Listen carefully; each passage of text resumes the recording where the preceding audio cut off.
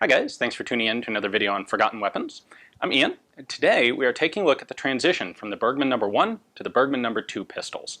This is a pretty esoteric, detailed area of Bergmann development, but I happen to have access to two of these transitional pistols, so we're definitely going to take a look at them. Now, the major elements that changed here were the Bergmann No. 1 has this open slot on the side of the bolt, which was kind of used as a track to guide the bolt, which you can see in the Bergmann No. 1 video, which you should definitely watch if you haven't seen it already.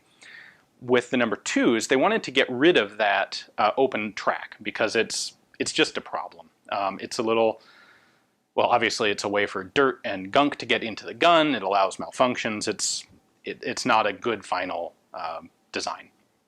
So what they did in between, and this would be dated approximately 1895, perhaps early 1896, is they experimented with a couple different designs of bolt and sort of receiver frame design to see what would work the best.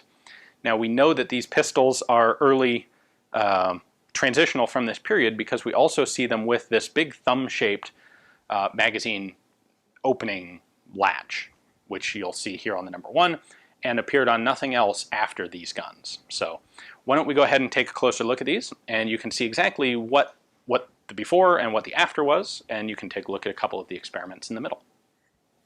All right, so we start this sequence with the No. 1, and what we're looking for are the numbers 2, 3, and 4. Now I have a 2 and a 3 here. 2, 3, and 4 were all the 1896 pattern of gun, and they are all mechanically the same. They differ in caliber primarily. Now this is our No. 1 is in 1894. We're going to go ahead and focus on the No. 3 here because it's roughly the same frame size. So as you can see here, the top of the frame differs substantially between these two. What the No. 3 would eventually do is have the entire top of the gun open for ejection, like this. As opposed to on the No. 1, where you just have a cutout in the frame for ejection. So to that end, we have these two transitional pistols. Now this one is lettered C, has no other markings or proof marks. This was a factory experimental gun. You can see that this one bears a lot of similarity to the final product. The difference being that it's cut farther down here. If we look at the No. 3, the bolt is right flush at the top of the frame, where here it's thicker. It's kind of sitting on top of a cutout in the frame.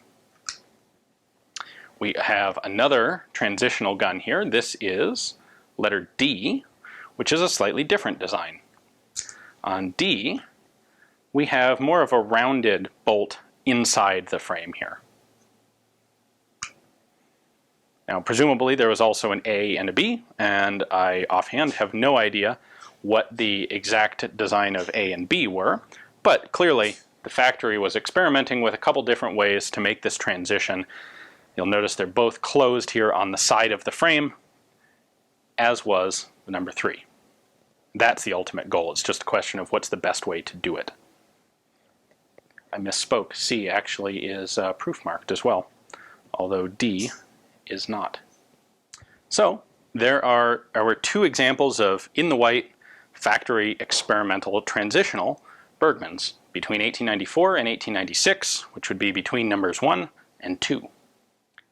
Thanks for watching, guys. Hope you enjoyed the video. Definitely interested in Bergmanns if you made it through this far. So I appreciate you watching.